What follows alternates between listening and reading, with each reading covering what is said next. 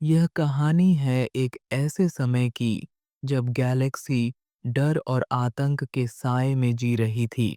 साम्राज्य अपने अत्याचारी नियम का बोलबाला बनाने के लिए एक जानलेवा हथियार तैयार कर रहा था। एक ऐसा हथियार जो पूरी दुनिया को एक ही बार में खत्म कर सकता था। लेकिन अंधेरे के इस समुद्र में एक छोटी सी रोशनी की किरण उभरती है। एक लड़की जिन एयरसो जो एक बिखरे हुए विद्रोहियों के दलदल के बीच अपने कुछ जवाब ढूंढने निकल पड़ती है। पर क्या वह अपनी मंजिल तक पहुंच पाएगी? यह जानने के लिए चलिए बढ़ते हैं इस कहानी की ओर। मूवी की शुरुआत एक लम्हो नामक ग्रह से होती है, जहां पर गैलन एयरसो और उसकी फैमिली रहती है। वहीं पर हम गैलन एयरसो की बेटी जीन को देखते हैं, जो एक क्राफ्ट को देखकर भाग रही थी। घर आने के बाद गैलन अपनी बेटी और पत्नी को वहां से भेज देता है और खुद उन लोगों के सामने आ जाता है। दरअसल यहाँ पर साम्राज्य का डायरेक्टर क्रेननिक कुछ सोल्जर्स के साथ गैलेन को लेने आया था। गैलेन एक साइंटिस्ट है और वह पहले साम्राज्य के लिए ही काम करता था। लेकिन जैसे ही उसे ये पता चला कि उन लोगों के इरादे ठीक नहीं हैं और वे उसकी मदद से डेथ स्टार नामक हथियार बनाना चाहते हैं, जिसमें इतनी ताकत है कि वह एक पूरे ग्रह को तबाह कर दे। यह जानकर गैलेन उनकी मदद नहीं करता और इस ग्रह पर आकर अपनी फैमिली के साथ छुप जाता है। जहां गैलेन की पत्नी अपनी बेटी को वहां से अकेले भेजकर खुद गैलेन को बचाने के लिए वहां आ जाती है और वहां आकर वह डायरेक्टर को ही शूट कर देती है। लेकिन साम्राज्य के सोल्जर्स उसे मारकर गैलेन को अपने साथ ले जाते हैं। दूसरी ओर जीन जल्दी से एक बंकर में आकर छुप जाती है। सोल्जर्स वहां आए तो थे, लेकिन वे उसे ढूंढ नहीं पाए। कुछ समय बाद वहां गैलन का दोस्त सौ गेरेरा आकर जीन को वहां से बचा लेता है और यहाँ से कहानी सीधा 15 साल आगे बढ़ जाती है, जहां पर हमें रिंग ऑन ऑफ काफरेन नाम का एक ग्रह दिखाया जाता है, जो कि एक ट्रेडिंग पोस्ट है। इस ग्रह पर केन्सियन नाम का एक आदमी घूम रहा था, जो कि विद्रोहियों का जासूस था। वह सीधा एक आदमी के पास जाकर उसे बताता है कि साम्राज्य वाले एक बहुत ही खतरनाक हथियार बना रहे हैं, जिसका नाम डेथ स्टार है। दरअसल यह आदमी सौ गेरेरा के लिए काम करता है और अब जबकि उसे इस सच्चाई के बारे में पता चल चुका था, इसलिए वह इस ग्रह से जितना जल्दी हो सके निकलना चाहता था। इसके बाद हमें जेडा नाम के एक ग्रह का दृश्य दिखाया जाता है, जहां पर सौ गेरेरा भी मौजूद था। यहाँ पर एक पायलट सौ गेरेरा को कुछ बताने आया था, लेकिन उससे पहले ही वहां के सैनिक उसे पकड़ लेते हैं। वहीं वोबानी नाम के एक ग्रह पर हम जीन को देखते हैं, जिसे साम्राज्य के सैनिकों ने बंदी बना रखा था। पर तभी वहां एक बहुत बड़ा ब्लास्ट होता है और विद्रोहियों का एक समूह वहां आकर जीन को बचा लेता है। उनके साथ वहां एक रोबोट भी था, जिसका नाम K2SO था। इसके बाद वे लोग जीन को लेकर विद्रोहियों के मुख्यालय, जो कि याविन 4 ग्रह पर है, पहुंचते हैं। उनकी चल रही बैठक के दौरान हमें यह भी पता चलता है कि सौ गेरेरा भी एक विद्रोही था, लेकिन उसने उनके समूह को छोड़ दिया और अब वह अपना अलग समूह बनाकर अपने तरीके से साम्राज्य के खिलाफ बगावत करता रहता है। दरअसल इन लोगों को यह पता था कि जीन गैलन एयरसो की बेटी है और वे गैलन एयरसो को ढूंढना चाहते थे। अब क्योंकि उन्हें पता था कि जीन सौ गेरेरा को अच्छे से जानती है, इसलिए वे उसकी मदद से सौ गेरेरा तक पहुंचकर उसके पिता तक पहुंचना चाहते थे और जीन भी उनके साथ जाने के लिए मान जाती है। इस मिशन में जीन के साथ कैंसियन और K2SO जाएंगे, लेकिन वहां से जाने से पहले कप्तान डार्विन कैंसियन से कहता है कि तुम गैलन को देखते ही मार दो, क्योंकि उसने ही वह डेथ स्टार बनाया है, इसलिए वह सभी विद्रोहियों के लिए एक गद्दार ही रहेगा। इसके बाद वे लोग स्पेसशिप में वहां से निकल जाते हैं। उधर उस कार्गो पायलट को सौ गेरेरा के पास ले जाया जाता है और वह गैलन एयरसो की दी हुई सारी जानकारी सौ गेरेरा को दे देता है, जिसमें एक पेन ड्राइव जैसी डेटा चिप थी। जिसके अंदर उस डेथ स्टार के सारे राजा छुपे हुए थे। दूसरी ओर साम्राज्य के अंदर हमें कमांडर टार्किन को दिखाया जाता है, जिसे पता चल चुका था कि उसके यहाँ से एक कार्गो पायलट कुछ जानकारी लेकर भाग गया। उन्हें डर था कि कहीं ये डेथ स्टार वाली खबर बाहर आ गई तो उनका प्लान खराब हो जाएगा। इसलिए कमांडर डायरेक्टर क्रेनिक को जल्दी से जल्दी उस हथियार को टेस्ट करने के लिए कहता है। वहीं जीन भिकेंसियन और K2SO के साथ जेडा ग्रह पर पहुंच गई थी, जहां वह देखती है कि साम्राज्य के बहुत सारे जहाज वहां खड़े थे और सुरक्षा भी काफी ज्यादा थी। दरअसल ये लोग इस ग्रह से काइबर क्रिस्टल निकाल रहे थे, जो डेथ स्टार के फ्यूल के रूप में इस्तेमाल किया जाता था। इसलिए वह क्रिस्टल उनके लिए बहुत ज़रूरी था। इसके बाद वे लोग चुपके से उस शहर के अंदर आ जाते हैं, जहां थोड़ी ही देर बाद केनासियन को पता चलता है कि यहाँ पर जेडा और साम्राज्य के लोगों के बीच लड़ाई होने वाली है। लेकिन उनके चुप रहने से पहले ही यह लड़ाई शुरू हो जाती है और वे दोनों साम्राज्य के सैनिकों को मारना शुरू कर देते हैं। मगर इसके बाद जैसे ही जीन और केएनसीएन वहां से निकलने लगते हैं, तो साम्राज्य के सैनिक उन्हें रोक लेते हैं और वे उन्हें कैद करने के लिए ले जाने वाले थे कि तभी वहां चिर्रुत नाम का एक आदमी आ जाता है, जिसे दिखाई नहीं देता था, पर फिर भी दिव्य शक्ति की मदद से वह अकेले ही उन सभी सैनिकों को हरा देता है। लेकिन इस लड़ाई के खत्म होने के बाद 100 गेरेरा के आदमी वहां पहुंच जाते हैं, पर जैसे ही जीन उन्हें बताती है कि वह गैलन एयरसो की बेटी है और 100 गेरेरा को ढूंढ रही है, तो वे लोग जीन को छोड़कर बाकी सभी को कैद खाने में डाल देते हैं और जीन को 100 गेरेरा के पास ले आते हैं। दूसरी ओर साम्राज्य में डायरेक्टर अपने डेथ स्टार हथियार से जेडा ग्रह पर हमला करने का आदेश दे देता है। यहाँ कैद के अंदर कैसियन देखता है कि उसके साथ वाले कमरे में वही शाही पायलट है जिसे पहले पकड़ा गया था। दूसरी तरफ सौ गेरेरा जीन को गैलन का भेजा हुआ एक संदेश दिखाते हैं। इस होलोग्राम संदेश में जीन अपने पिता गैलन को देखती है, जो एक जरूरी बात समझा रहे होते हैं। गैलन कहते हैं, अगर मैंने डेथ स्टार नहीं बनाया होता तो कोई और इसे ज़रूर बना देता, लेकिन मैंने इसके अंदर एक छिपी हुई कमी छोड़ दी है, ऐसी कमज़ोरी जो इसे पूरी तरह से नष्ट कर सकती है। गैलन बताते हैं कि अगर डेथ स्टार के रिएक्टर मॉड्यूल को नष्ट कर दिया जाए तो पूरा डेथ स्टार तबाह हो जाएगा, लेकिन उस मॉड्यूल तक पहुंचने के लिए एक नक्शे की ज़रूरत है, जो स्कारिफ ग्रह के सिटाडेल टॉवर में छिपा हुआ है। यही नक्शा रिएक्टर तक पहुंचने में मदद करेगा।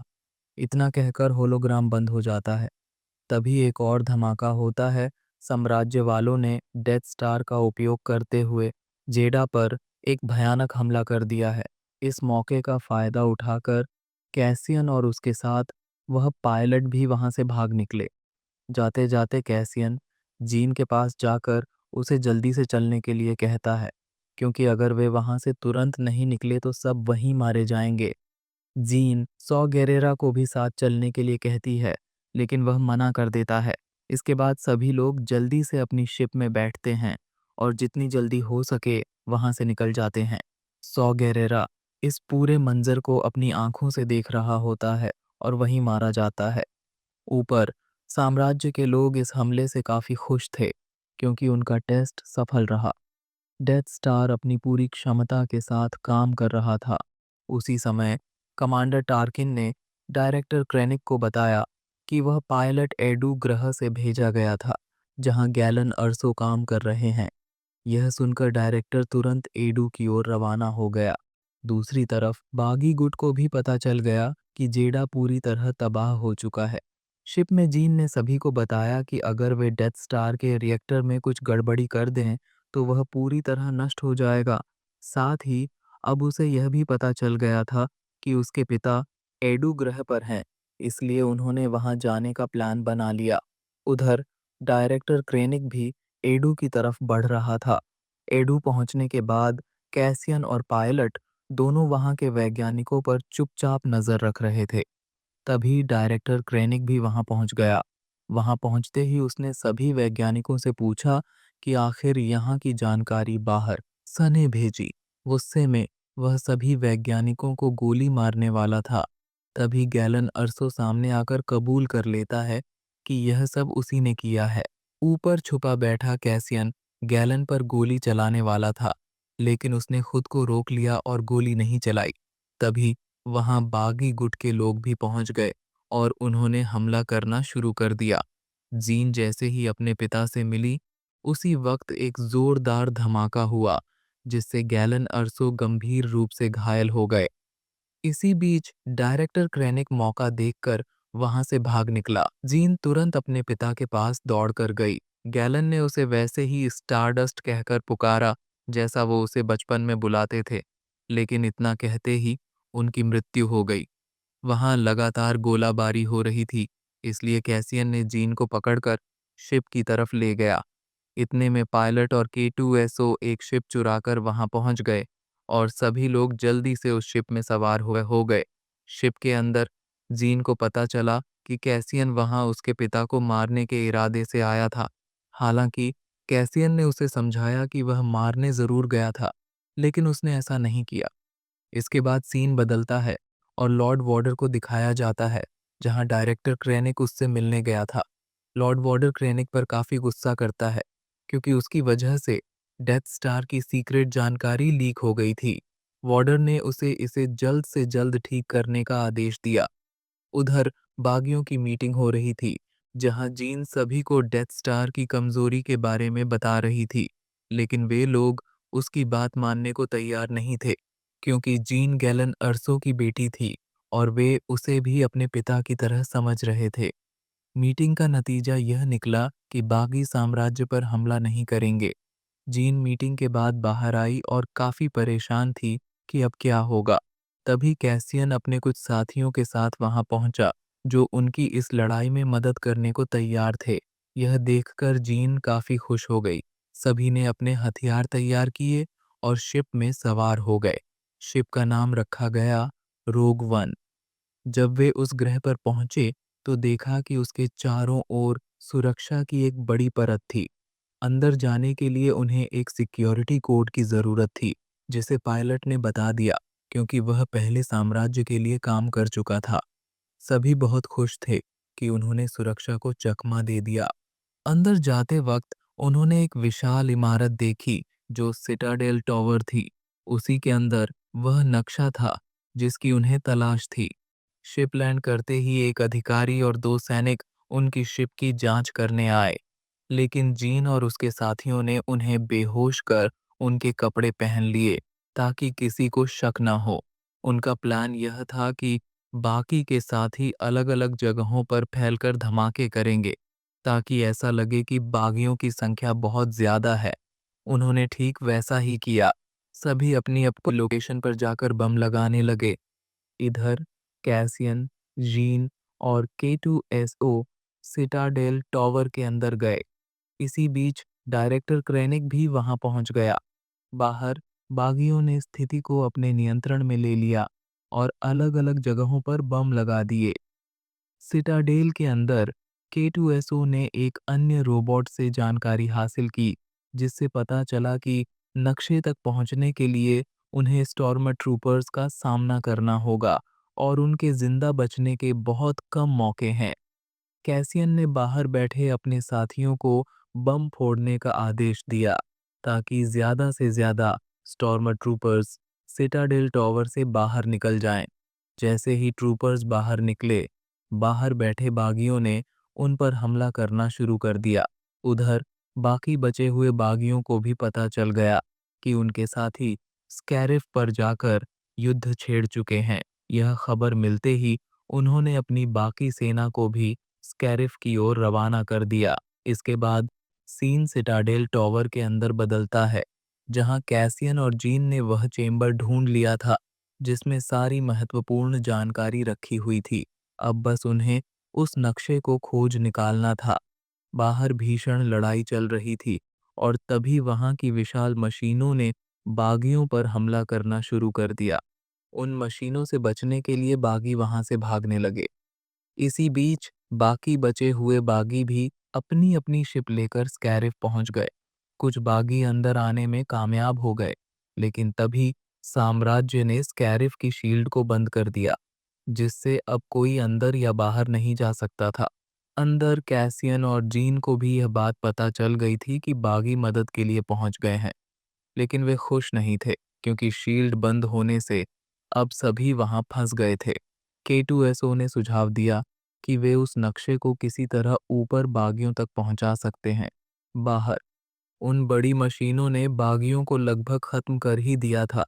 तभी बागियों की शिप्स ने आकर उन मशीनों को नष्ट कर दिया और उन्हें बचा लिया। शिप के अंदर बोधी ने अपने साथियों से कहा कि वे बाहर जाकर मास्टर स्विच ऑन करें ताकि वे अन्य बागियों से संपर्क कर सकें और उन्हें सभी जानकारी दे सकें।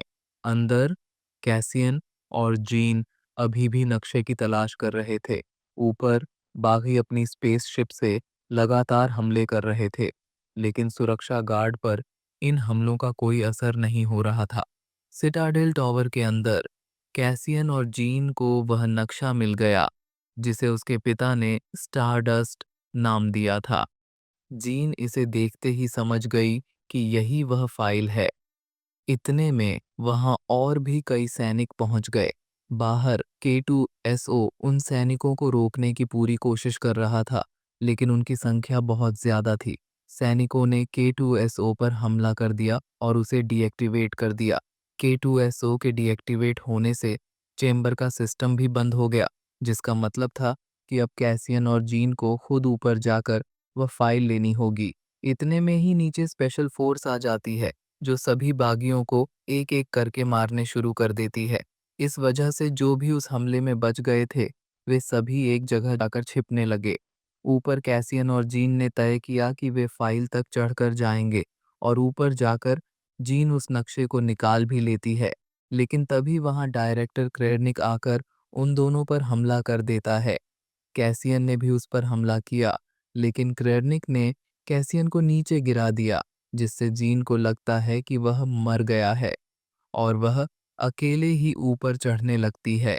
दूसरी तरफ नीचे चिररुत वहां से निकलकर मास्टर स्विच की ओर जाने लगता है और वहां जाकर वह स्विच ऑन कर देता है, लेकिन एक विस्फोट के कारण वह वहीं मर जाता है। लेकिन शिप में बैठे पायलट को सिग्नल मिल जाता है और वह ऊपर बागियों को देखता है कि उन्हें कैसे भी करके इस शील्ड में छेद करना होगा ताकि वे फाइल को ले सकें। लेकिन तभी एक बम के कारण वह अपनी शिप के साथ तबाह हो जाता है।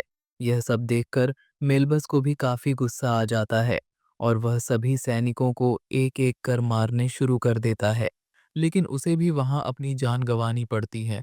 दूसरी तरफ ऊपर बागियों के शिप ने एक साम्राज्य के शिप को अपनी शिप से टकराकर उनके दूसरे शिप के साथ टक्कर दे दी, जिससे दोनों शिप एक दूसरे के साथ टकराए।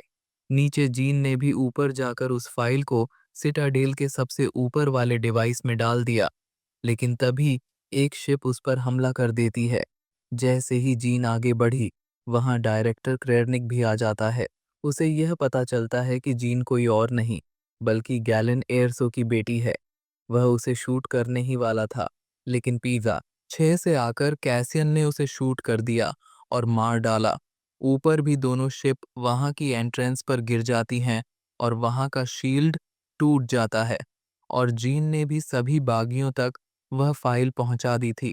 इतने में ही वहां कमांडर भी आ जाता है और वह स्कैरिफ पर उस डेथ स्टार से हमला कर देता है, जो कि बहुत ही भयानक था। ऊपर सभी शिप वापसी जा रहे थे कि तभी वहां लॉर्ड वॉर्डर आकर उन पर हमला कर देता है और नीचे जीन और कैसियन अपनी मौत को अपने सामने आते हुए देख रहे थे और दोनों ने भी वहां अपनी जान गंवा दी। इसी के साथ यह मूवी यहीं पर खत्म हो जाती है। ऐसी ही और मूवीज आपको इस चैनल पर मिल जाएंगी, तो आप जल्दी से जाकर उन्हें भी देख लें। और यह मूवी आपको कैसी लगी, कमेंट करके ज़रूर बताएं। और भविष्य में इससे भी ज़्यादा धमाकेदार मूवीज देखने के लिए आप हमारे इस कैप्सूल एक्सप्लेनर चैनल को सब्सक्राइब कर लें। तो चलिए, मिलते हैं किसी और शानदार मूवी के साथ। अभी के लिए गुड बाय।